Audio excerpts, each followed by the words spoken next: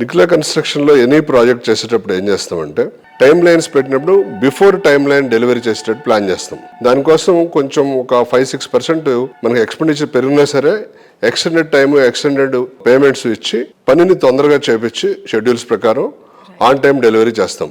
In spite of every problem.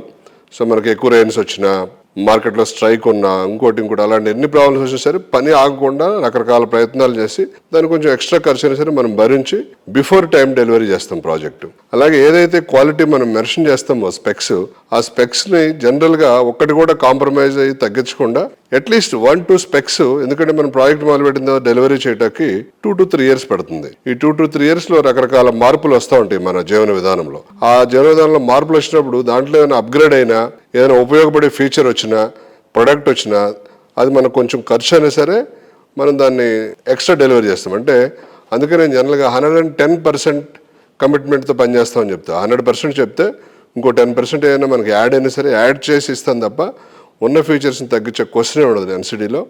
అలాగే title, land acquire చేసేటప్పుడే అన్ని రకాల 2-3 ప్యానల్ అడ్వకేట్స్ తోటి వెరిఫై చేయించి టైటిల్ ఎలాంటి ఇబ్బంది లేకుండా చూస్తాం.